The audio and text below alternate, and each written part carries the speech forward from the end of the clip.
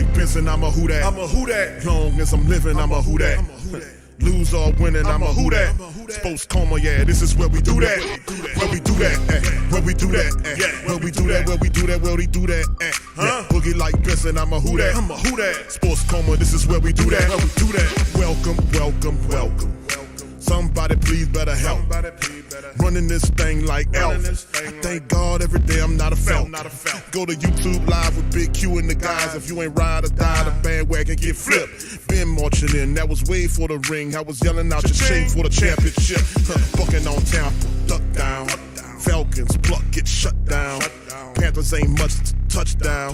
The vision really belong to us now. So much hate on the Saints, you could probably tell. Ever since Bounty Gate hit the NFL, when things seem fishy, then you probably smell the crooked referees or Roger Goodell. Yeah, like this, and I'm a who that. Every day I'm living, I'm a who that. Lose or winning, I'm a who that. It's the sports coma, this is where we do that. Where we do that, where we do that, where we do that, where we do that, where we do that. Boogie like Benson, I'm a who that. It's the sports coma, this is where we do that. You're listening to the Sports Coma with Big Q and the guys on the PRO Media Network.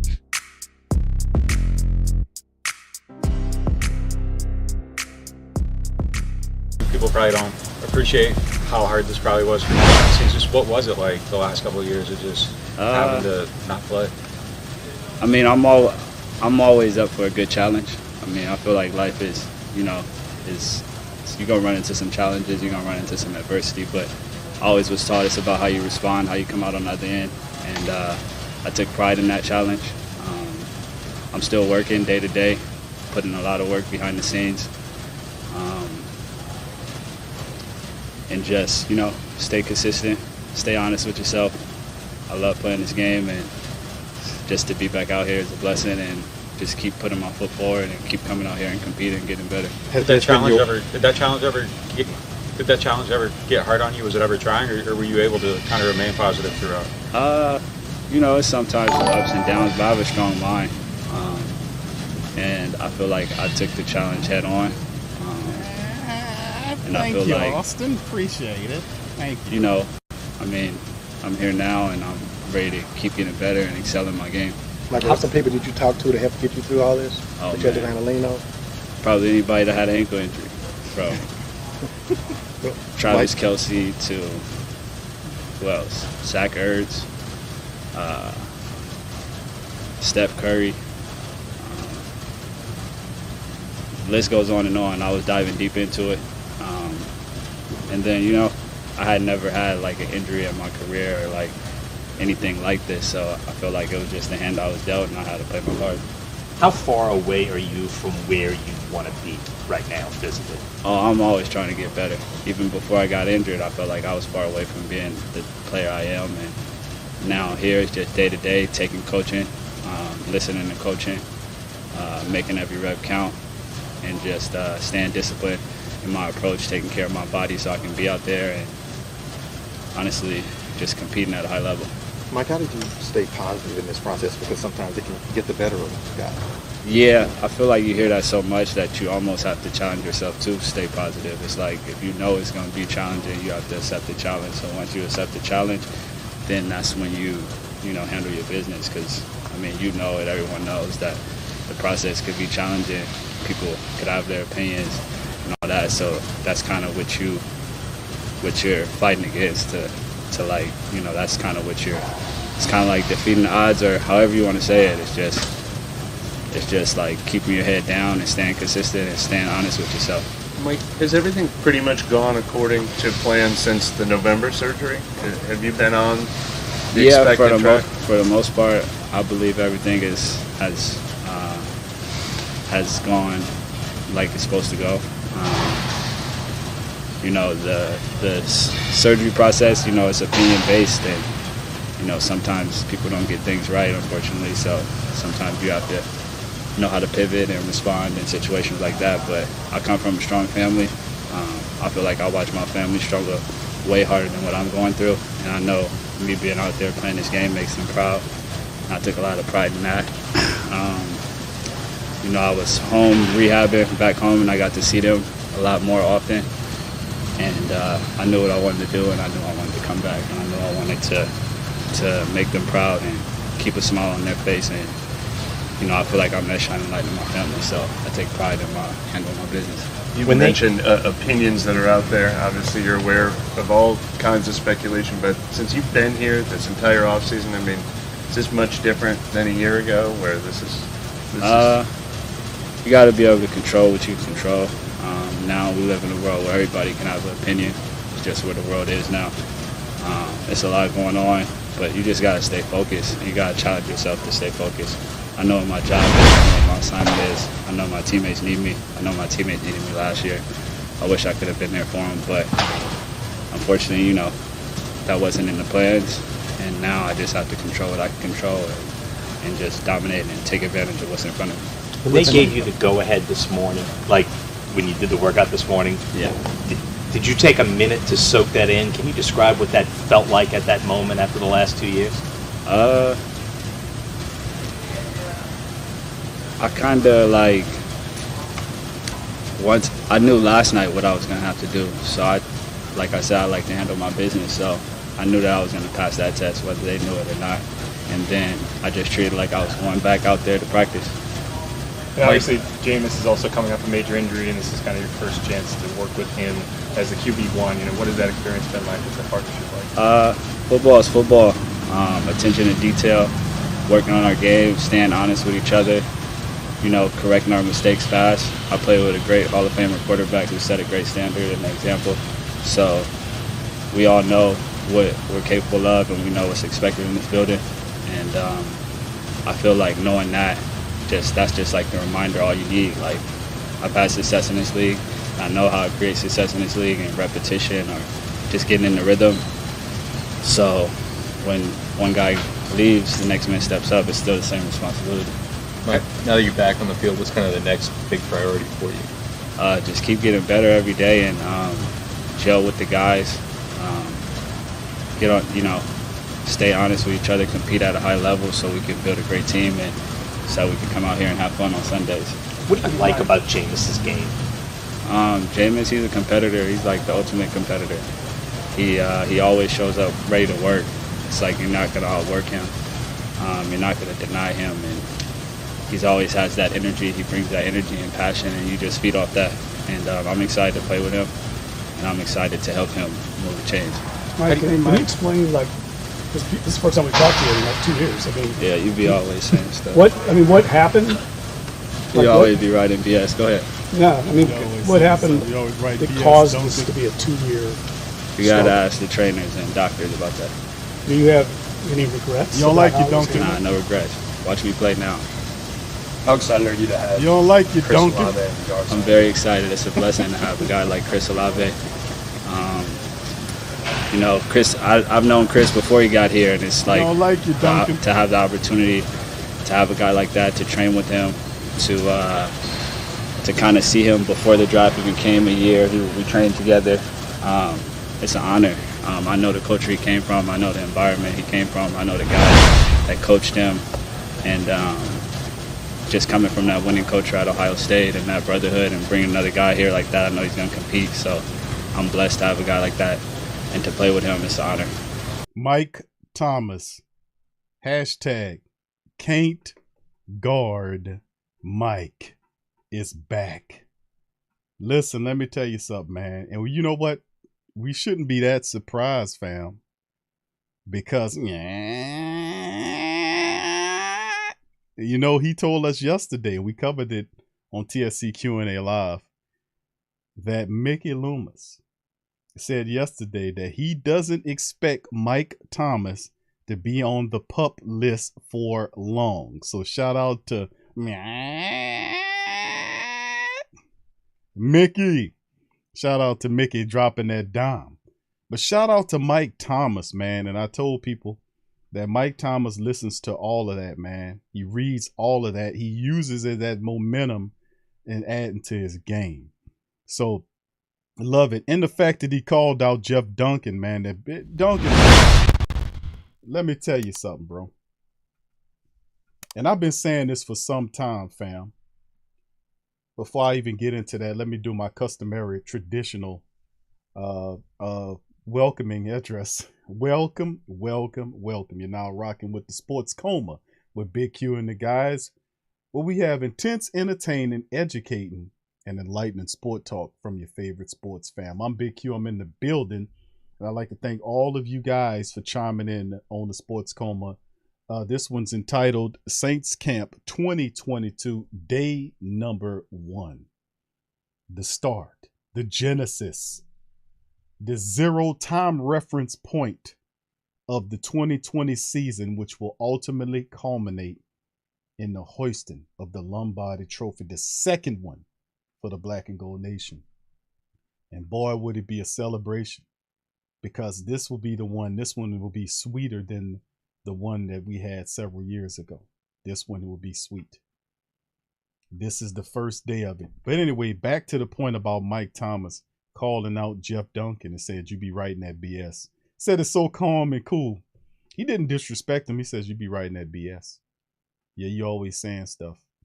You know, and he was like, "Nah, what about the, nah," you know, he didn't say, he didn't ignore him, not talk to him. But see, the thing is, if you're a writer, and I've written before, if you're a writer, the one thing that a writer has is his reputation. And when Mike called him out, called him in question, of course, he'll shrug it off. But this is not just any wide receiver saying you be writing that BS. That's a stab, man. And Jeff Duncan been around for years, man, talking reckless and foolish talk, man. And I had to call him out before. And I told the Who That Nation, man, shout out to Hoodie and shout out to my dogs, the Nola Bros, Teal, L, and the rest of the family over there.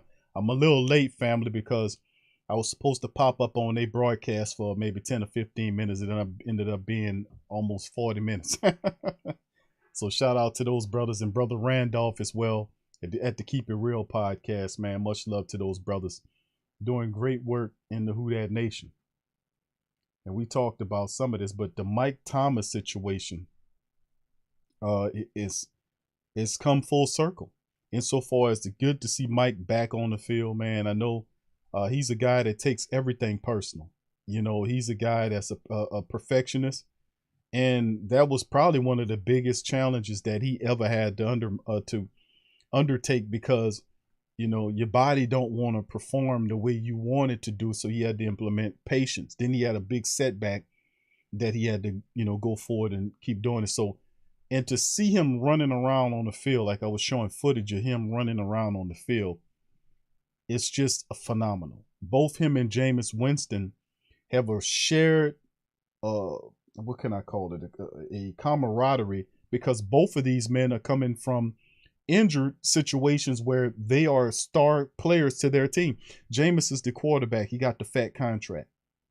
This is his team. He's fighting his way back from injury. Mike Thomas is fighting his way back from injury. So the star quarterback and the star wide receiver are now working to get back, to get that offense where it's belong. And listen, let me tell you something. It's going to be fun times in the city. And let me tell you something. This is going to be an excellent year. And I'm just seeing how the chips on the shoulders of both these players, man, as they look to build this offense. Jameis is a bit of perfectionist. Mike is definitely a perfectionist, and they will work well to get it. And by the way, Chris Olave, who is really super cool with Mike Thomas. By the way, Jarvis Landry is here. By the way, Taysom Hill is acting as a tight end. He is going to be a mismatch problem for people, not to mention Deontay Harty, not to mention other guys that's involved in. So what can I tell you? Who That Nation, be proud. But it's really a good day. Finally able to see Mike Thomas out there practicing with the rest of the team is big, because it's been a while since we've seen him out there, and he's on the right track. So I'm just so happy for him in particular, and really for Jameis Winston, because these guys went through a lot to get back to where they could play football and just run around. So I just think that's astronomically cool. But anyway, big ups to the Who That Nation. I'm going to play a little bit of Jameis a little later on, family. We're going to hear what Jameis Winston got to say as well. So big ups to the fam. I appreciate each and every last one of y'all for stepping in the building. Shout out to the fam. Thank you, Austin, for your super chat, fam. He says, Q, you're going to have to do a good Loomis imitation tonight, bro. Listen here. Thank you, Austin, for that, you know. let me tell you something, man. I told you. I warned you guys. I told you yesterday. I told you. I say, you wasn't listening. I told you yesterday. I say, hey, let me tell you something. I don't think Mike's gonna be on that list too long. The next day he was off the list. So shout out to Mickey Loomis. And thank you, Austin, for your super chat, man. Much appreciate you, bro. All right, fam. I'm not gonna hold you guys too long in this episode, man. For real, fam. I'm gonna try not to hold y'all too long. I'm gonna go over the news notes and keep it pushing. All right, big ups to the rest of the fam. Good to see everybody in the building, fam. Let me give a quick roll call. Brother Shedrick is in the building. Torrey Shepard Sr., GM Kev. What's happening, baby? B Jizzle, Derek Turner, Marty Frost, Nolans 504. What up, booming? What's up, bro? All right, what's up, Antoinette? Big ups to you as well. Austin, once again, shout out to you, fam. Tuck Grav, good to see you. AJ, I see your fam in the building as well. Much love. Who that Dana? What's up, Queen? Edward Green, Vine, Pickett and Flickett. Who that to all of you? Blessings. JT, what's up, my brother? 985 live in the building. Brother Eric Howard, Demetrius, what's up, fam? Big ups to you. The OG himself, Jerry Poor's in the building. T. Scott, what's up, baby brother Denard, and the rest of the fam. Swag Fan is in the building. Derek White, what's up, bro? Big ups to you as well. Good to see you. Who else we got? Brian, I see you. Brian Pearson, Pammy Whammy, what's happening, Queen? DeWine 15's in the building as well. Good to see you. Much love to you and Yerm. All right, what's up, Lori? Who that to you, Queen? Appreciate you. Nate, what's up, Nate? Big ups to you. Big ups to you. What's up, William? Who that to you, fam? Much love to you. All right, who else we got chiming in? Quick roll call. What's up, Tig? Who that to you, fam? Coach Tab, what's up, Queen? Who that? Brother Jerome is in the building. How you doing, family? All right, all right.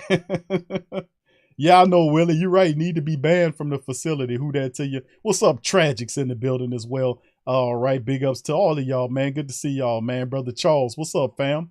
Big up. What's up, Clarence? Who that to you? What's up, Gene? How you doing, brother? Good to see you in the chat, man. KB, I see you, Queen. Much love to you. I see you, Jeffrey. Who that to you? True Louise Animal. I see you, brother Darley. I see you. Much love to you, fam. Ramsey, what's happening? From Nola, what's up, baby? Who that to you? Teal. I said my dog Teal is in the building. Big ups to Teal and the Nola bros. What's happening, fam? Swamp. What's up, Swamp Saint 557? All right, who that? Brick. What's up, Kelvin? Who that to you, fam? Appreciate you as well. So much. What's up, Stacy? Who that to you, fam? Much love, fam. Appreciate you. What's up, Tommy? Good to see you, fam. Appreciate each and every last one of y'all to this. All right, Tommy say, man, been a while, Big Q. Looking forward to a new season. Hoping there are no restrictions enforced. Gold Saints. I'm with you on that, Tommy. Appreciate you, fam. Much love as well. What's up, Bishop? Good to see Bishop. One love in the building as well. Much love to the fam and big ups to everybody in the stream. If I didn't say your name, give me a who that, and I'll see you, fam. I'll give you a who that. So let's get right off into it and get to some of the first day observations, fam. Please hit the like button, fam. Please hit the like button if you hadn't got a chance to hit the like button. Hit the hell out the like button as we get ready to go. So let's get into it. Saints day one observations. Of course, we knew Jameis Winston, family, looked pretty good in this thing. And like I said before, man, thank you, Bishop, for the Cash App, fam.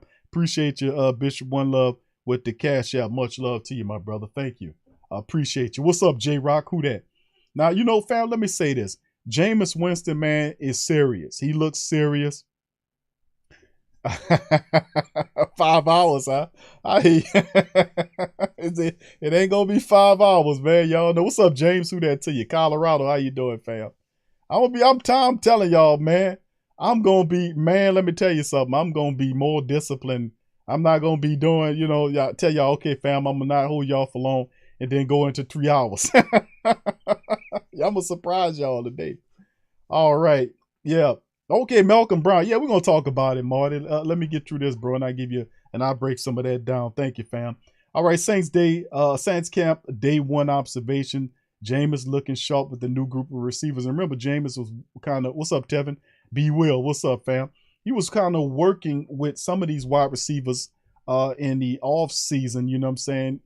Throwing with them. And he did this the prior year to kind of build a camaraderie with the wide receivers. We're talking about with Traquan Smith. We're talking about with Deontay Hardy and several other wide receivers. We've seen the videos. We played some of those here on Tacoma, and we know what he can do. But what we didn't see is Jameis and Mike Thomas, which is really something special, because I think they'll really build a camaraderie and a synergy, fam, because of their, the commonalities of coming back from injury. And we need those two guys in particular, and the rest of them all together. But those two, the star wide receiver and Mike Thomas, the star quarterback, and Jameis, to be on the same page. And I think this is going to happen. Shout out to Luke Johnson with the information. All right, he says new coach Dennis Allen led the team through relatively short practice, covering 90 minutes on the outdoor fields at the team's airline drive facility. In attendance, pretty much everybody. The Saints had near 100 attendants for the first day of training camp. Only exceptions being defensive end Marcus Davenport was on the PUP list. Of course, Mickey talked about that. Also, Dennis Allen talked about that yesterday. Passanio, we talked about his illness. Being on it with the illness, receiver Rashad Shaheed, non-football injury list, and safety Tyrann Mathieu had an excused absence. And of course, Pete Werner. People was talking about Pete Werner, what's going on with Pete Werner. And they're saying Werner was present for practice, but he wasn't work. He was working off to the side with an undisclosed injury. Allen declined to offer any specifics on Werner's injury after practice, but the coach did say he's hopeful Werner would not miss much time. So, which is, we knew eventually. Then when you seen him hurt, a lot of the speculation started to grow because of Quan Alexander, and people were saying, "Man, listen, bro, why don't the Saints make it happen and go ahead on and put Quan Alexander under contract, get him in the contract?" Well, Quan's still down here handling his business and training and whatnot, and there are a lot of LSU Tigers that's on the Saints team, Tyrann Mathieu, Jarvis Landry, that are inviting him to come to the team. And from what word on the street is, Quan Alexander is a guy that loves the Saints and wants to be with the Saints. It's just a matter of time, I'm thinking. So it's only a matter of time. And like I said, signing Quan Alexander to a 2-year deal or something like that would not hurt Pete Werner. Pete Werner was banged up last year. And you got to remember, it's all about the window. It's not so much about what Pete Werner and his development into the future. Right now, we get Quan under contract. We bring Quan Alexander in. He is a mirror image of Demario Davis. He knows the system. And he's a player that you can have. It won't cost you a lot of money to bring in a Quan Alexander. So I'm for bringing Quan Alexander back because I don't think it will hurt Pete Werner. It ain't hurt him last year. And Pete Werner still was balling. I just think it reinforces the Saints defense. And then on top of that, the Saints are working at a window, a window of the proven experienced players that we need to build the best team that we could within this window of time, that we have Cam Jordan, that we have Demario Davis, that we have Jameis Winston, that we have Mike Thomas, that we have Alvin Kamara, so on and so forth. You get me? You get what I'm saying? It's all about that window, fam. And the window is now, baby. All right, let's move on to the next one here. For that is running back Devani Zigbo briefly left practice after colliding with linebacker Andrew Dowell during team drills, but he returned to make a nice catch and run. Several players who did not participate in the Saints' organized team activities in minicamp this offseason were out on the practice field, including Taysom Hill, Marcus May, Peyton Turner, and a guy named Michael Thomas. The Saints star wide receiver did not participate. And he said he did not participate in full team drill, but otherwise went through the same practices as his teammates. So the Saints still filling out Michael Thomas. He returned to practice. And remember, don't be surprised, and I'm going to caution the Who Dat Nation. Appreciate you, Brother Judah, for being a pro megastar for the last 4 months. Shout out to you, fam. Appreciate you. Nola Balls, I see you, fam. Eugene, who that to you. And Ryan, I see you, Ryan, who that to you. What's intriguing, interesting, and just to caution the Who Dat Nation is the fact that the Saints could employ a stratagem, which means they incrementally move Mike Thomas into action, not just thrust him into full-time action, but kind of incrementally moving him into a fuller role. You see what I'm saying? Not putting too much on him and allowing him to acclimate slowly into the Saints system, as opposed to just thrust him in there. But I think it's a big plus seeing him out there running with the team. As before last year, we just couldn't get that. We would see him off to the sidelines rehabbing, we wouldn't see him at all. But this was the first time that interview we played to kind of put some context on this thing. That was the first time in a long time that we heard from Mike Thomas, wasn't it, family? So that's why you seen a lot of them crowd around him, because we hadn't heard from him in a while. Now we seen videos of him working in the off season like Jameis doing. A lot of them are doing that just to show the Who Dat Nation, we out here working, man. We working. So it was good to see him talk to the media. It was good to see him check some of these media people. Listen, let me tell you something. It's a lot of media guys that do the Saints work that I absolutely love. I mean, we talking about the Saints News Network. We talking about the Saints News Wire. We talking about the Canal Street Chronicles. Love those guys' work. Absolutely love the white, because you could tell when people love the team, you can hear it in the writings. You see what I'm saying? You can hear the writings in the team because they give you the facts, and they, they're not coming from a disrespectful or disagreeable place. They love the team. They want to see the team win genuinely, and you can see it and feel it in their writings. So it's a handful of guys that I just absolutely have nothing but respect for in covering the Saints. And a shout out to the Who Dat Nation and the Great Saint Think Tank for getting, elevating those guys and sharing their articles and showing them appreciation. And then if they got guys out there that's not doing that, it's up to you to check them. Now, don't get me wrong. I do my part. Listen, I promise you that I've been rocking with the Saints longer than you've been writing for the Saints. You understand what I'm saying? So if you're going to represent the Who Dat Nation and write on the team, more than likely it's up to us to make sure, being that, you can't directly connect with them, to ask them the questions, that you're counting on the media representative who's representing you to get the truth. So if it's some questions that's not being answered, it's up to you to make sure they're aware of such questions, because they might not know, and make them, do it. So, I mean, keeping them honest is a part of the game. We keep our writers honest. We got to do the same thing with everything else. So just call them out. And Mike did that. Mike said, man, you the one that be writing that BS. And he cool. And Jeff Duncan just kept on, like he was on a treadmill. He kept on ignoring it. Like, well, let me keep asking the question. And then you could tell that all of the media people up there bucking their eyes. Look, he better get them 4 or 5 questions in there, because he ain't gonna get none for the rest of the interview, boy. I'll tell you what, he was cool. He kept ignoring. He pretended like ain't nothing was happening. Oh man, call it up. Like I said, man, call it square, man. Call it square, man. Call it square. All right. Anyway, let's keep it going, man. Let's move on. Winston was sharp. Now we seen that. I'm gonna show some footage of him throwing the ball.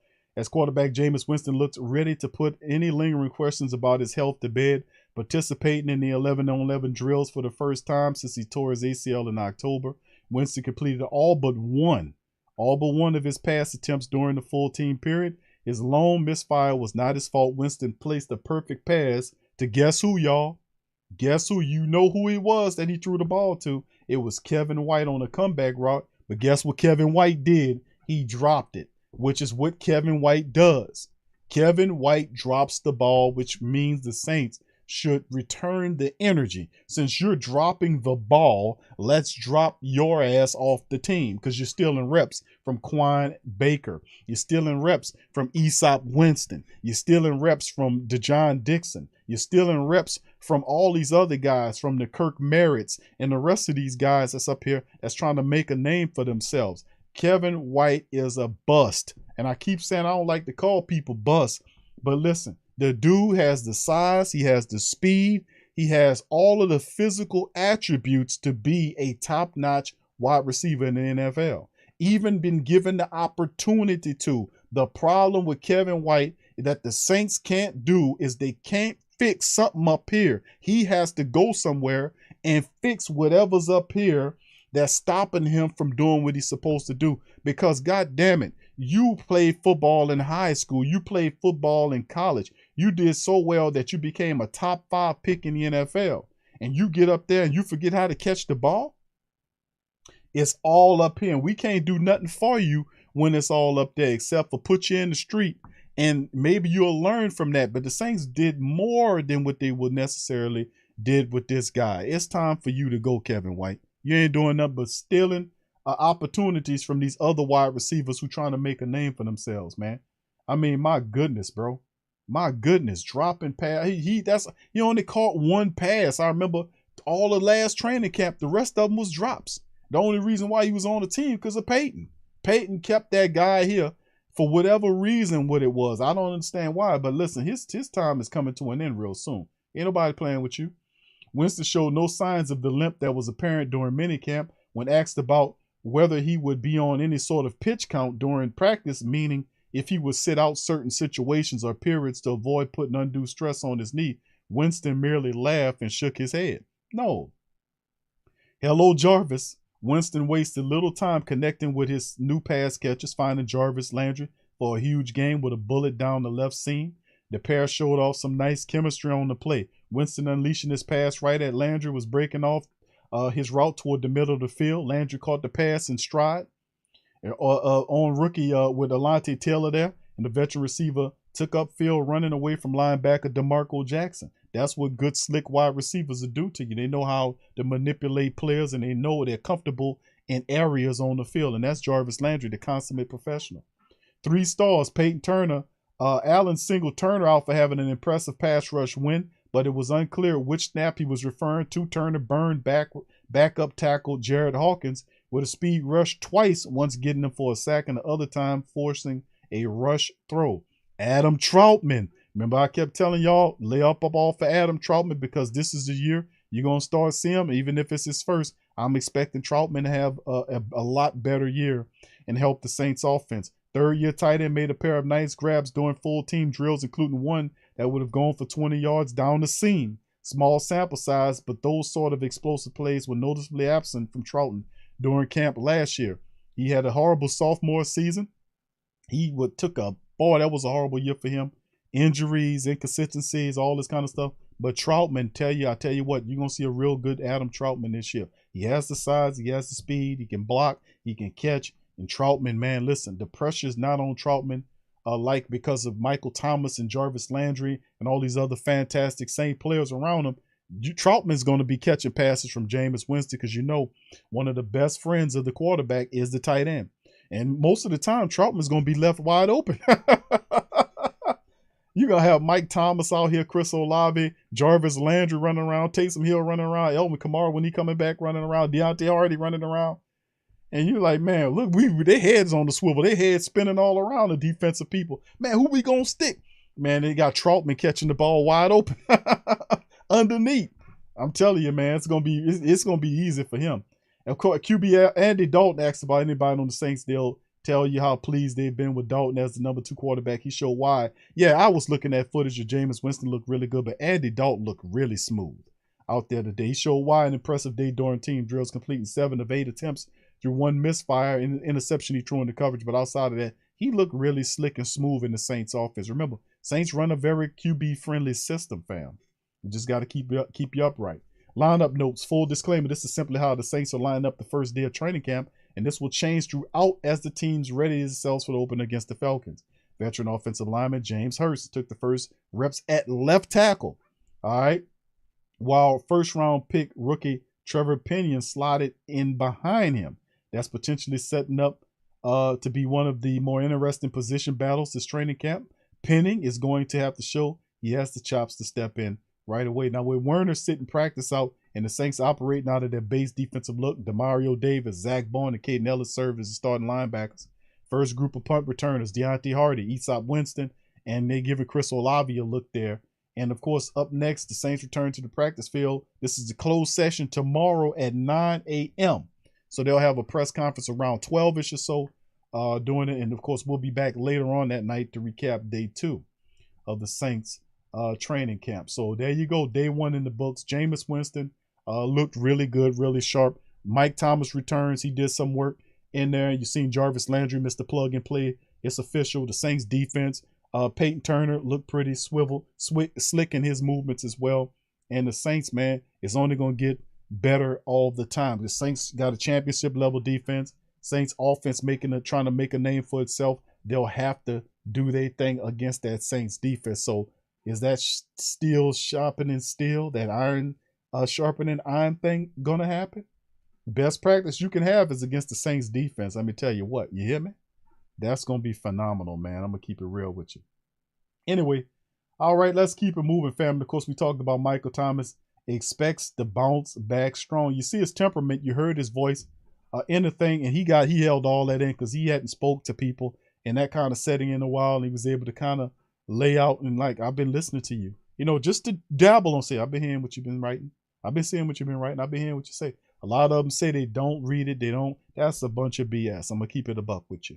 I'm gonna keep it a buck. It's pretty impossible, almost impossible, for you not to hear what's going on, because if you got a smartphone and you are on Facebook, or if you're on Twitter, or if you're on Instagram, you're gonna hear this stuff. You're gonna hear, because all this is there. It's all there, so you can't get away from it. So the best way to deal with it is to focus on it and take the good and bad, and take the good critique out of it to your game, and move on. But when some BS is there, you just use it as an incentive, like Michael talked about, to handle the business. All right, so anyway, Triplet says ESPN relays that in the practice Wednesday, Thomas is bouncing back from a lingering left ankle and looked fluid and had no noticeable braces or wrapping around his ankle, plus big. While neither Wideout nor Dennis Allen were willing to put a timetable on Thomas, who worked in every portion of Wednesday's practice except for the full team drills, will be back 100%. The 29-year-old who didn't play last season indicated that he is very confident. We played some of that interview, that he'll return to form. If so, Thomas will be in line to claim his lead role in the Saints wide receiver corps that also features Jarvis and Chris Olave, who he also spoke about in great deal and affectionately. And Dennis Allen, credit to him, going and talking to Michael Thomas and telling him, look, Mike, we love you. You're part of this team. Remember when he went out there and made him feel a part of the team, despite all of the change that was circulating? Mike was like, man, well, I'm fitting up in there. Coach Payton done stepped away. What I'm going to do? Well, look what he did. Dennis Allen went and said, look, Mike, we love you. You're a star here, man. You're a leader. Come on here and let's get this bowl together. And then, of course, Chris Olave was one of his favorites. So what he did, moved up, got Chris Olave. That made Michael Thomas even happier that he has a young guy, that he's a young understudy that he has, that he's been knowing since his days at Ohio State, that love Mike and they communicate all the time. And he gave him something that Mike can work with this guy. He already has a good relationship with him and in mentoring the kid, and he'll be the opposite deep threat wide receiver to Mike Thomas. That's fantastic. So what pretty much Dennis Allen and the group crew did was eliminate any friction in the wide receiver room. So we don't have a Michael Thomas versus Brian, what's his name, Cook. We don't have no Thomas versus Cook friction going on. You see what I'm saying? You got two guys that's going to work well together, and Jarvis Landry comes in there and operates out the slot, man. So, I mean, the Saints, it's just amazing how great this is going to look. And only time will tell, too. And, of course, we talked about the Pete Werner thing. We touched on it here. As Werner was placed, he had a non-football injury list Wednesday night. Catherine of Athletic reported on that. The exact nature of Werner's health is unclear, but still eligible to practice and play at any point in the preseason. So keep that in your mind. He had 62 tackles over 15 games and 8 starts last year in his rookie campaign. The backup linebackers are Eric Wilson, Caden Ellis should see increased reps. Also, Zach Bowen will see increased reps and with Pete Werner's absence. So we'll keep monitoring that. Also, Saints Nick Vannett passes his physical. Vannett illness passed his physical Wednesday, and Vannett medical clearance is an encouraging sign after he started the Saints training camp on the active non-football illness list that the 29-year-old is thus eligible to practice once again and will look to cement a role in the tight end core that also includes Troutman, Hill, and Jawan Johnson. Now we talked about Nick Vannett, and to me, I think Nick Vannett, they consider him more of the veteran of the group, being that he's been in the NFL more than the rest of these other guys. But the truth to be told is, and I've said this all the time, is that Jawan Johnson outplayed Nick Vannett. I don't know where his role is in the tight end room, but it's a wide open situation. Even Lucas Krull and all in the Saints are looking at a fantastic group of tight ends. I don't know if Vannett, well, his dead money will protect him from cutting. I just pretty much, we covered that in a recent show, how much dead money and a cap hit the Saints will take if they release Nick Vannett. So I guess they just stuck with him for another year. But hopefully he's a 6'7" or 6'6", 6'7" tight end. He should be a serious red zone weapon. He dropped several passes last year, and he needs to get better about that. If you 6'7", get up off your ass and jump over them 6'1", 5'11", 5'10" cornerbacks. Ain't no way in the world if you 6'7" and the boy put the ball up there in the air that you should be the ball batted out of your hand by a 6'1" cornerback. No, you 6'7", you got to use your height as a necessity. He blocks pretty decently, but you'll be called upon to catch passes in the red zone. Well, Juwan Johnson lapping him in that. Juwan Johnson, we'll see how it all looks in training camp, but I'm looking at I really think that Adam Troutman's gonna step up. I believe in Juwan Johnson. I think he's gonna have a stellar year, and I think Taysom Hill will be moved around.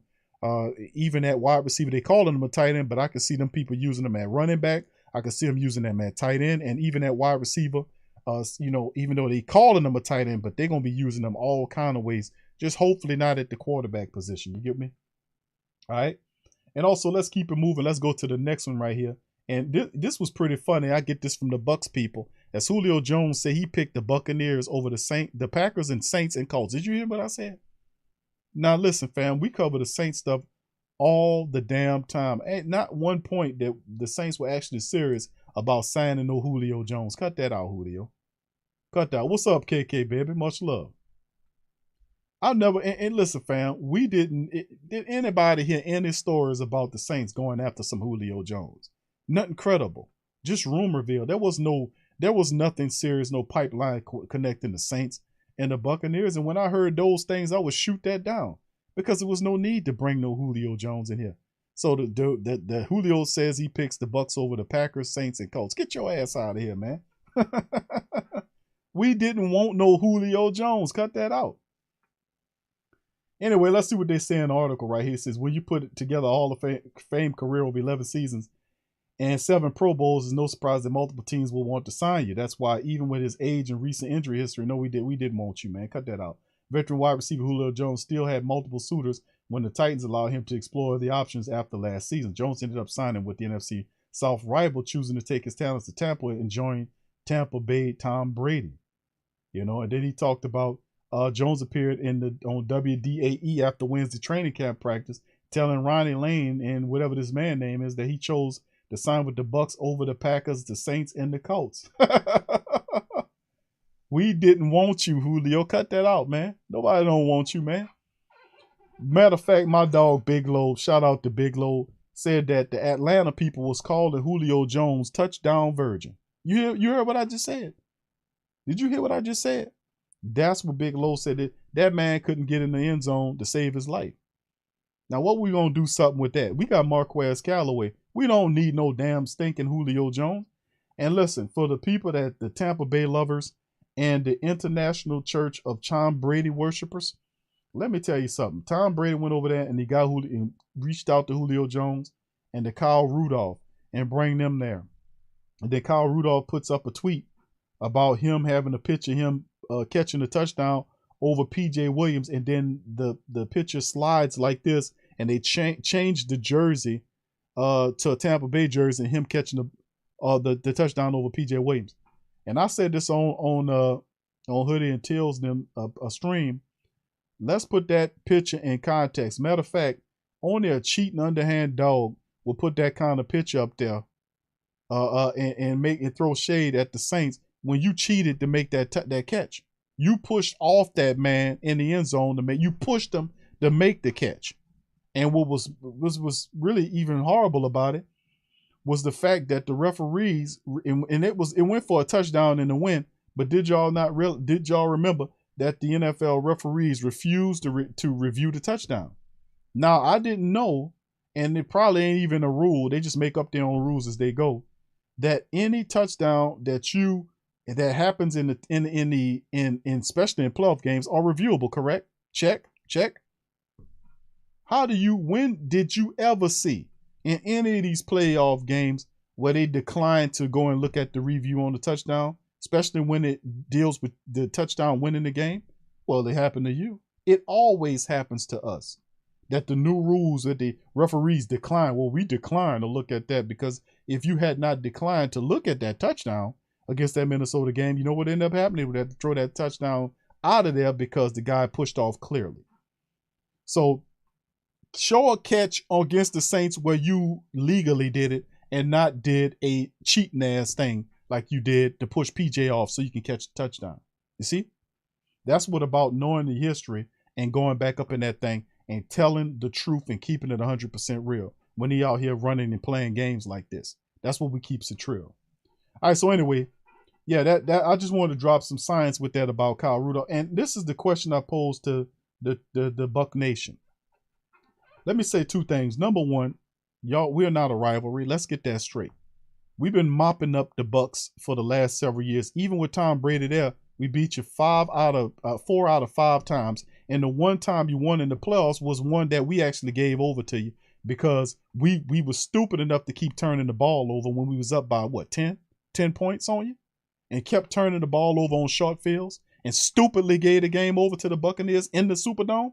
That should have been a blowout. It was on its way to a blowout. But give credit to the Tampa Bay Buccaneers for seizing the opportunity and scoring when they were supposed to, when the Saints was out there stupidly and irresponsibly playing football in the playoffs.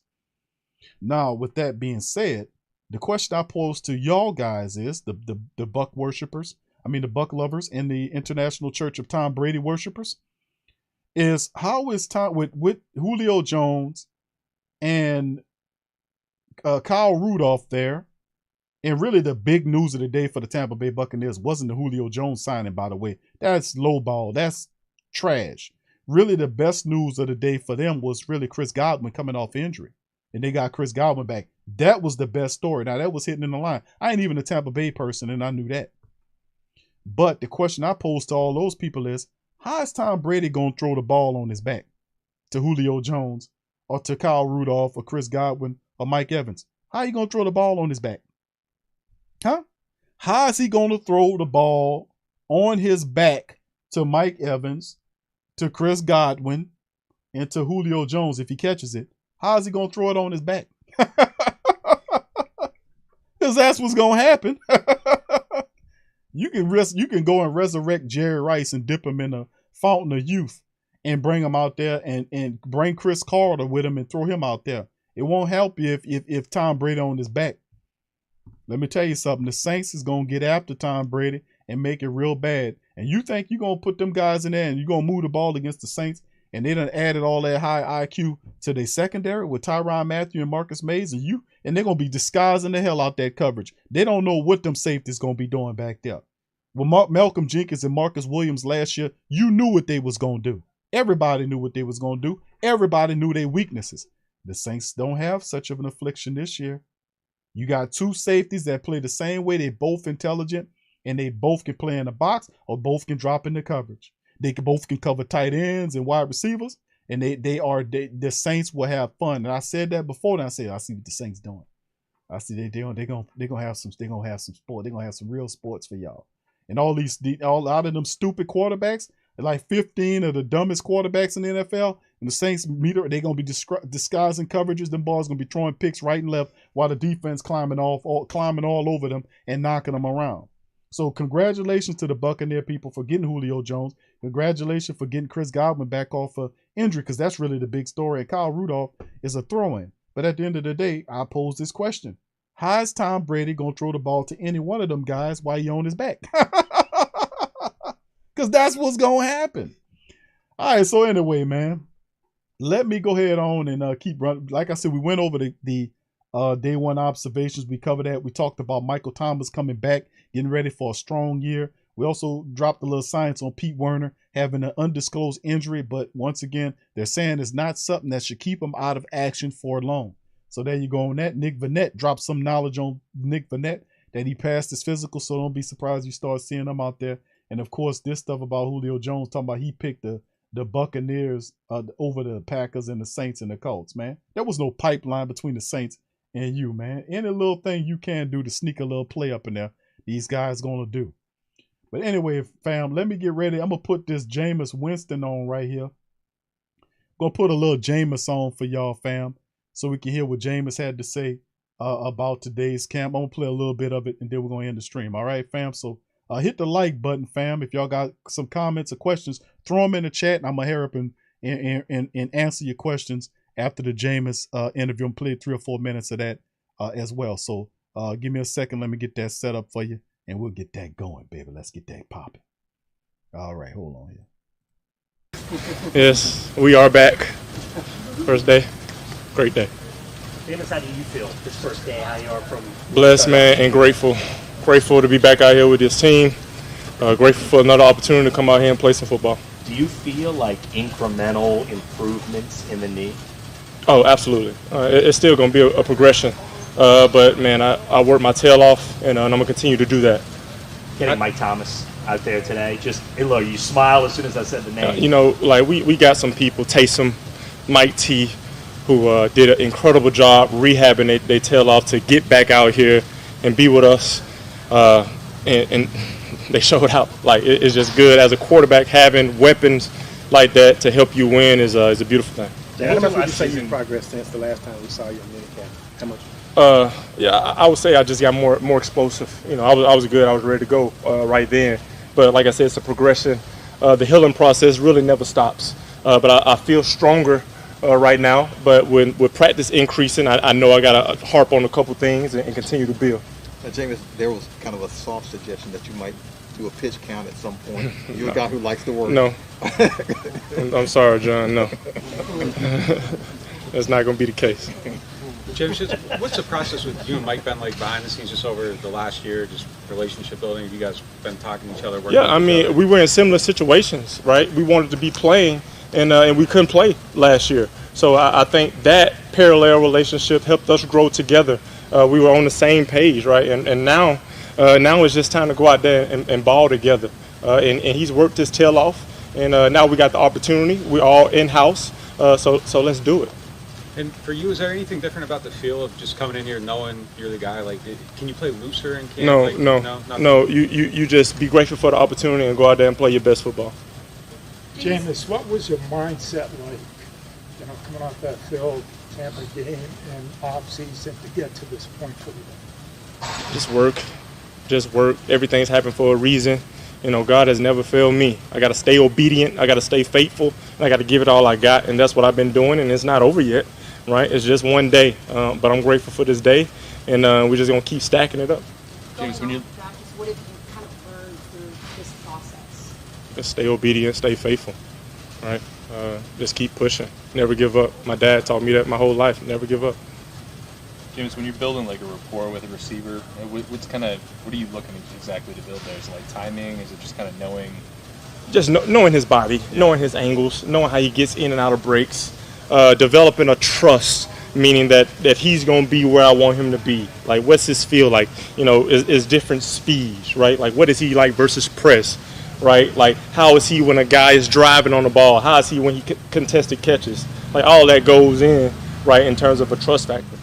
Yeah, and then that way, like you know what he's like on a contested catch, and that manifests itself on game day. Then, right? Like, yeah, well, you visualize. I'm always visualizing success, but it's an element of trust where it is what it is. Different guys do different things better than others, right? Is it easier to build a rapport in the passing game with Taysom now that he's working more with the tight ends, and you have more of a kind of reps in that? When you have players like Taysom that literally can do anything that you want him to do. Like, you just got to trust in him that he's going to do his job, right? And having him in the quarterback room and then him going to catch, passes last year, like, I knew he was going to do his job. So when a guy works like that, right, like, think about his rehab. Like, he got hurt the last game, and he came back. He's back out there with us now, out there balling, right? So when you got special guys like that, man, you just got to, cater to them, right? Whatever they need, whatever they want, that they're going to be doing the right thing at the right time. That's big. James talked about Taysom Hill because Taysom Hill he's been a weapon for the Saints, the X factor in many contests over the last several years with the black and gold. And you talk about Taysom being ready because the time frame, remember, from his Lisfranc injury, the timeline wasn't exactly, we didn't know. We thought it to be a little further. We were, we didn't get an exact time frame on him. We were focused on James. We were focused on Mike. And rightfully so, we wanted to know. But then when you looked at it, you got Jameis, and this is the thing that's really great about the whole situation. You got Jameis back for training camp. You got Mike back for training camp. You got Taysom Hill back for training camp. And you got Marcus May, who was dealing with an injury, back for training camp. So the Saints, all of these magnificent and special players and impactful players that we have now, all of those guys that I talked about will play a key role in the winning and the success of the Saints into this upcoming season. So that Taysom Hill thing was big, getting him back day one, because we were thinking deeper in camp. So that's really a bonus. I know it's kind of early, but what are some of the things that stand out about Chris Olave and just working out with him this summer? He's just smooth, and I classify it as he's already a pro. I don't want to do comparisons, but I had Chris Godwin in Tampa, and Chris Godwin, you could just see in his eyes that he came in, he already was a pro, and I see that in Chris. The moment isn't too big for him. He's just an excellent player. He works his tail off. He's smooth. And he can run, and we always like that. Man, listen, that's big too. Jameis dropping some Jews on that. Comparing Chris Olave to Chris Godwin. Do you hear me? Did you hear me? That's big credit right there, because Godwin's a hell of a wide receiver. And that's true. Jameis did have Chris Godwin. He played with him there. And comparing Chris Olave to Godwin, my goodness. Black and gold Godwin, huh? How much time did you spend with him and the other guys? Was that a week, 3 days, right? I didn't want to tax him out, man. That was for togetherness, right? That was for us to get together, bond together, get some work together, go over a few details, right? That's why I had the other quarterbacks there, right? That was for all of us, man. It was for us to be in the heat in Miami, right? How can we kind of get that same feel, but actually have a beach to go to after we work out, So it was fun, but we got some great work, and we got better. James, have you done that before in the offseason, getting the guys? I haven't done it to that extent. I typically, I have 5 to 7 guys, but I felt the need to get everybody, right? Why not? I didn't finish the season with them, man. So I was anxious to get around everybody and get us all together and go, right? But James, to that point, Coach said that he wasn't too much concerned about. He was more concerned about the team being back, not too much about him being in this new role. Did they feel different for you under him? No, man. No, I believe he's definitely a leader of all of us. He's been doing an excellent job. My job isn't to judge him. My job is to do what he says and fight for him. And in the way that he approaches us, the way that he leads us, we got all faith and belief in him, and we got his back regardless. Let me tell you something, family. Covering the Saints and covering the Pelicans, let me tell you something. It's an infectious energy, a noticeable energy that you see from both organizations. We know they're owned by the same person, and Gail Benson, and they share that building, that facility. But what's really interesting, you see the level, the energy that the Pelicans have produced in this upcoming season, and what the Saints are doing. It's a mirror. It's the same energy coming from the same place. You see what I'm saying? And the fact that you hear Jameis Winston talking like this, and this is what you need to hear, and his faith is reinforced because he went through the fires of the injury, which that's one of the worst things you can do to a professional athlete, is to remove his legs or his arms for any period of time where he can't do what he want to do. That's like hell to them. So when he had to fight through to get his body right, just to get back through the surgery, learn how to walk again. Remember he was on crutches, and then he went from that to having the thing on his leg, his brace on his leg, and then all of the constant questions and the stuff that you're seeing is he never lost sight of the fact that I'm going to beat this thing. I'm going to win. I'm going to heal. And I'm going to get through this, and I'm going to get better. I'm going to be in the best shape of my career. You look at Jameis in that picture I got there on the screen. He looks in fantastic shape. Not only physically, but the energy emanating from him, his mentality, his mindset is that of a leader. He's doing all of the things that you're supposed to do as a leader. He's speaking positive, speaking truth to positive. He's uplifting his faith and speaking about his role with Dennis. See how the answer that he gave in protection of Dennis Allen, that was every answer, and everything that he said is in balance and in harmony with the team dynamic. He said, my thing is not to challenge Dennis Allen, but is to go and do what he says. My job is to fight for him. That's who you want to lead your team. Talking like that. That's the quarterback, and that dynamic will play out through the entire team because they will galvanize around Jameis Winston because Jameis Winston was doing the things that have these guys there. You don't just show up and say, yeah, I'm the quarterback, follow me. No, he was off in the offseason inviting those guys over, throwing in the football, saying, listen, we need to do this, and speaking them and uplifting them and motivating them and teaching them what I call champion talk, you know, because before you even actually be there, you got to see it up here before you have to actually be there physically. And Jameis Winston is breathing and preaching everything in his mind, and that's ultimately going to lead to ultimate prize. Remember, we should be used to this because this is what Drew Brees was doing. So this ain't nothing new for those who know this is the road in which we travel to be champions, because Drew Brees did the same thing. Go back in your Saints collective and think about years in training camp, which we was on this show covering, when we played all these countless interviews from Drew Brees saying the exact same thing Jameis Winston is saying. Remember that? Doing the things in the off season, the visualization, the faith and the prayer and all this kind of stuff, giving it up to the creator and saying things like that. That's what Drew Brees did. He spoke a lot and he spoke his faith and everything like that. And Jameis Winston is doing that same thing. So you can see a quarterback who had the gifts physically, now he has them both spiritually and mentally as well. You're looking at a complete quarterback right there, fam.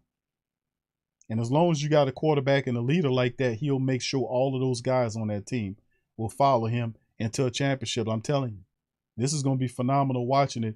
This is fantastic to watch the growth of these guys, man. It really is. This was a special player in Jameis Winston going through all of that stuff. And remember, we've kind of, him being here this is his third year, by the way. The first year he came as a backup. He was a third string backup behind Drew, and they had Taysom. He was a backup making $1 million. Remember, he fired his agent. Then he went from that to next year into competing with Taysom for the QB position. Took the position, was doing great things, got tore down illegally, and then had to fight his way back up. Then in the third year, he got the contract that he felt like he deserved. It is his team and his team only now as Jameis comes in as the unbonafide starter. So there you can see steps he just didn't come in and the team was given to him. He had to earn it. And when you do that, everybody, not just even if I could see it, they could see it. So, I mean, that's a whole nother thing altogether. And you see Mike Thomas, all them dudes coming back from major injury to go back to what they love to do. And not only that, but to show you that you was wrong for disrespecting me, baby. I'm going to take it to you, baby. And that's what Mike Thomas mentality is. All right, so that's going to be the end of the show right there, fam. I played about 6 minutes of Jameis' 10 minutes interview. I don't want to go too far into it because I don't want JT and Pammy Whammy to be saying, oh, okay, we go Q, we in hour number 2. So I'm going to end it right there. So shout out to all of the family members. Leaping Cat, I see you, fam. Says Jameis 6,000 passing yards. Hey, listen, if he stays healthy, I promise you every bit of the way, Jameis is going to throw for over 5,000 yards this year and over 40 touchdowns this year. You keep him upright and you protect him, he is going to lead the league in passing, and passing touchdowns. Jameis Winston is going to get his respect. He'll get the Comeback Player of the Year award. And he stays healthy, you keep him upright, he going to own a lot of stuff at the end of this year, I'm telling y'all, because he was going to do that last year. All right, so anyway, big shout out to all y'all. Tex Saint, I see you, fam. Much love to you. KK, appreciate you, baby. Hoodie, I see you. J-Rock, Millie Too Ill, I got you, fam. I see you, brother Travis, as well. Big ups to you. Brother Damien, good to see you, fam. Appreciate you. He says, how do you think Matthew and May will how long would it take to get the rhythm?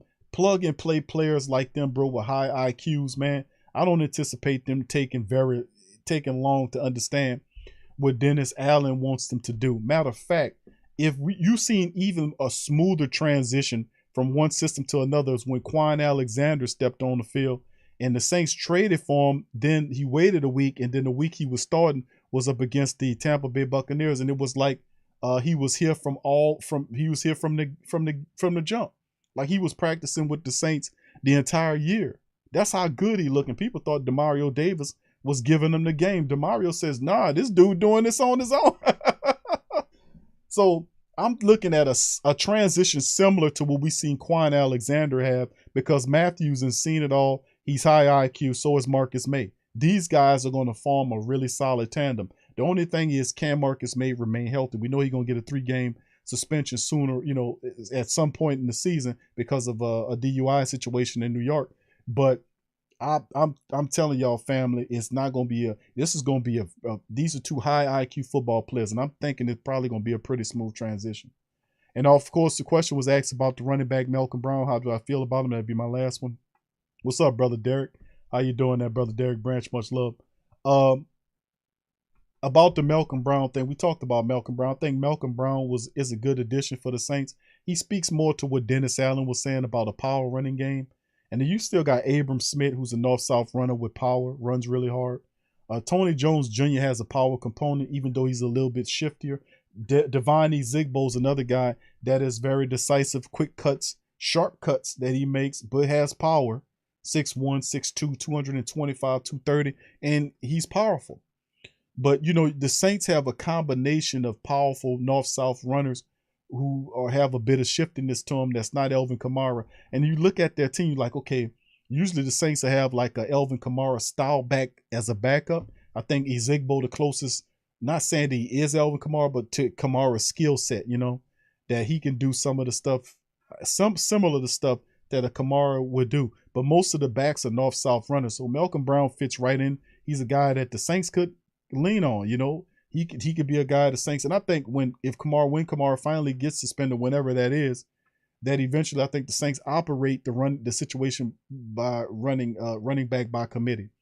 And also I remember looking at the Saints running, and this goes back to the recent past, is that remember when we lose a Elvin Kamara or Drew Brees or Mike Thomas or, people like a combination of those, the Saints just keep winning. Tom Brady gets lost by any point of imagination for the Tampa Bay Buccaneers. They're not winning games.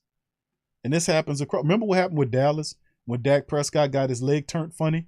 You remember that a couple of years ago? They went down like somebody shot their plane or something. They went down in the ground. They took a nosedive, a bad, ugly one. Down in the ground, baby. But that don't happen with the Saints because the Saints really is a team that understands the next man up mentality, that we don't win games because of one player. We win games because we're a team. And as a team, we understand what we need to do. So if one guy goes out, we step up as a group and solidify that loss in the best way we can. And that's what the Saints do. They do that better than anybody in the NFL. They don't talk about that, but that's a big part of why we win so many games in the regular season in the Who Dat Nation. We just need to transfer that same energy into the playoffs. So with that being said, what's up, Trey? Good to see you. Nolan's 504. Big ups to you and the rest of the fam. Yeah, I appreciate you. Yeah. Devine Zigbo is a guy that I think we finally gonna get an opportunity to get a look at Devine Zigbo this year. I mean, he's a good running back. He just didn't get the opportunity to display what he can truly do. And the Saints know it. They had him. This is the third time they brought that guy back here. So it's obviously something about him they like. There's a ton of backs in the league that you can go in different directions, but Devine Zigbo is here for a purpose, All right, so yeah, I do know the boss, so I believe Pete Carmichael. He said, I believe Carmichael called the Super Bowl year we're deadly when we got Mike Bell. Yeah. I remember Mike Bell. Running on people. People love Mike Bell. They love that vicious running style. That's like Chris Ivory and Corin Robinson. We love that vicious north-south running style, running over people and all that. We love that, man. That really gets us going in the Who Dat Nation. We love to see that. Yeah, and that's right, Wallace. Brother Wallace saying, don't forget about Ingram either. Yeah, he works well in the running. None of these guys you want to use primarily, in kind of spotlight them as the guy. But if you take them in the combination in the group and use them while Kamara is out, whenever he's out, then I think the Saints could still be able to have some success there. The biggest question to me in the training camp that I'll be paying attention to is what the Saints do offensive line wise. That is the big question. The big question is, how does the offensive line look, meaning mentality? I want to know what kind of mentality does this line have? Does it have a mean, nasty, very disciplined demeanor going into, to see? That will have to be determined throughout the training camp because the Saints defensive line is going to give that offensive line all they can handle. And Ryan Ramczyk is healthy. Andrews Pete is healthy. The entire offensive line is healthy. Nobody's missing time. So you'll see the Saints defensive line constantly attack the Saints offensive line in training camp. And that is when you're going to see the mentality of the Saints offensive line, because the elder statesman of the O-line is Andrews Pete. So what kind of mentality do the Saints offensive line have? Because we're going to need them if we're going to win games or have a deep playoff run. We need that offensive line to have a mean but yet disciplined demeanor. With Teron Armstead gone and the elder statesman is Andrews Pete, we got a rookie in Trevor Pinion there, and also Cesar Ruiz need to get his game together. So a lot of questions about it, but that's the biggest question I got is about the O-line, and I just said it. So with that being said, fam, I'm in on that note. Much love to the fam. I appreciate you. A little bit there, Ramsey says Malcolm Brown remind you of Latavius Murray. I get that. I'm not mad at that comparison, bro. Yeah, how he runs. Yeah, Kyrie Robinson, Big Q. There you go. Yeah, there you go, Damon. Yeah, Kyrie. Yeah, so with that being said, what's up, Mr. Who Dat? Big ups to you, fam. Appreciate you. All right, Russ Trevan, I see you, fam. Joshua, much love to you, fam. Appreciate you. Uncle Paulie, I see you. So much love to the fam. Appreciate each and every last one of y'all. I'm going to be back tomorrow, family. Probably a little earlier. We'll recap day 2 of the Saints. We'll play some of the latest interviews. We'll react to all this great stuff right here in the Who Dat Nation. So please feel free to hit the like button. If you ain't hit the like button, hit the subscribe button. If you're not a subscriber of the Sports Coma, hit it. Hit the notification bell for the live stream so you know when we go live. And also feel free to go in the links in the description section below to check out all our fantastic merch. We got the new Jameis shirt, as you can see right above me. The Jameis Faith shirt is available in all colors and all sizes. And we got all kind of hats and shirts and stuff that cover the platform. So if you want to take a look at the merch and other things, hit the link tree, a link in the description section below, and check it out, baby. Check it out. All right, so with that being said, we're going to peep out on that. Much love to the fam. I appreciate y'all, and I'm going to holler at y'all later, baby. Who dat?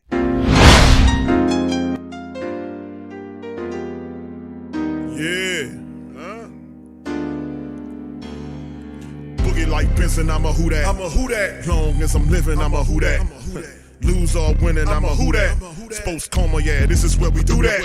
Where we do that, where we do that, where we do that, where we do that, where we do that.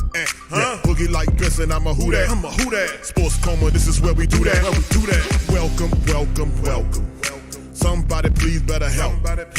Running this thing like Elf. I thank God every day I'm not a felt. Go to YouTube Live with Big Q and the guys. If you ain't ride or die, the bandwagon get flipped. Been marching in, that was way for the ring. I was yelling out your shame for the championship. Bucking on town, duck down. Falcons pluck, get shut down. Panthers ain't much touchdown. The vision really belong to us now. So much hate on the Saints, you could probably tell. Ever since Bounty Gate hit the NFL, when things seem fishy, then you probably smell the crooked referees or Roger Goodell. Bugging like this, and I'm a who dat. Every day I'm living, I'm a who dat. Lose or winning, I'm a who dat. It's the Sports Coma, this is where we do that. Where we do that, where we do that, where we do that, where we do that, where we do that. Boogie like Benson, I'm a who dat. It's the Sports Coma, this is where we do that. You're listening to the Sports Coma with Big Q and the guys on the PRO Media Network.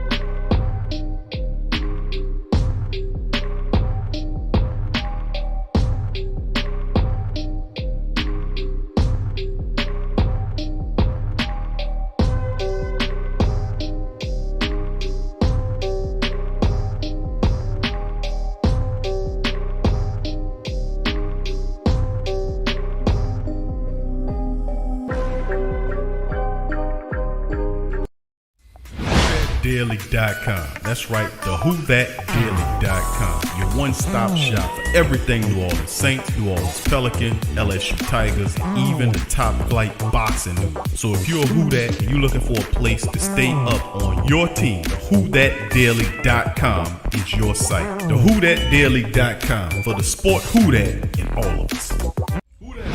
Check out the Pro Shop. That's right, the Pro Shop is the platform store where you can go and buy all the latest merch to support the platform. Available at the Pro Shops, we have dozens of hundreds of products available for you and your family. Unisex tees for men and women, hoodies and sweatshirts, tank tops, kids and baby items, long sleeve tees, mugs, pillows, wall art, bath bedding, face masks, phone cases, stickers, bags, fanny packs, socks, hats, and many other items. Please feel free to check out the Pro Shops. The link is in the description section below. And remember, it helps the platform continue to grow. So check out the Pro Shop and Who That to you.